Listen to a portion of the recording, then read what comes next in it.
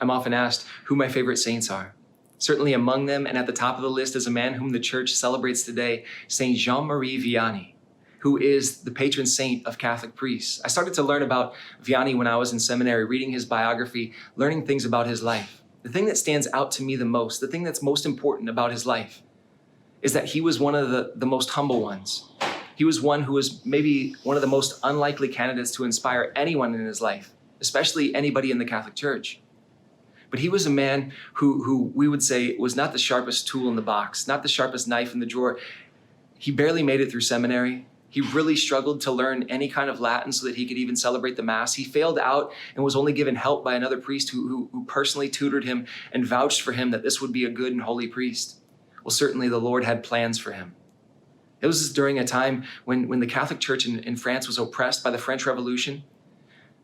The bishop came to Vianney after he was ordained, and showing that he didn't have much faith in him, sent him to the south of France, into a village named Ars that had a population of 230 people. Not 230 Catholics, 230 people total. And he simply sent him with these instructions. He said, "There's not much love of God in that village, but we're hoping that you'll be the one to bring it there." Well, Vianney did just that. He had no programs, he had no charismatic abilities. He had no great plan for the church except to become the man who God created him to be a holy and faithful priest. What did he do when he got there? He simply celebrated Mass devoutly. He spent time on his knees in front of the Eucharist, begging for the conversion of that village. And he started to celebrate the sacrament of confession, calling people for the forgiveness of their sins. You know what happened? Slowly that village started to see holiness in this man, started to see a truth about him, started to see something that they didn't have and something that they were longing for.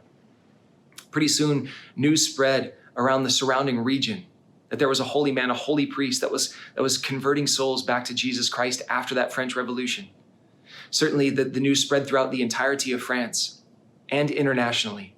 To this very little village in France, there would be hundreds of thousands of people that would flock there just to have their confessions heard by John Vianney.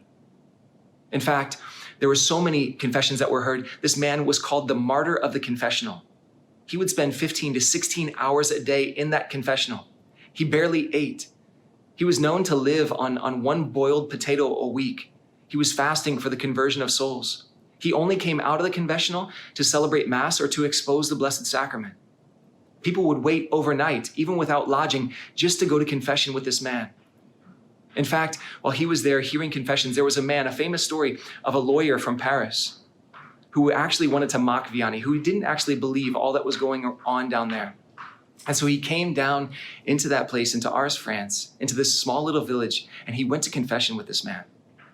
He returned to Paris, and people asked him, "What did you see while you were there? Tell us about him," expecting this man to come back and to tell everybody that it was a lie, what he saw down there, expecting him to mock Vianney.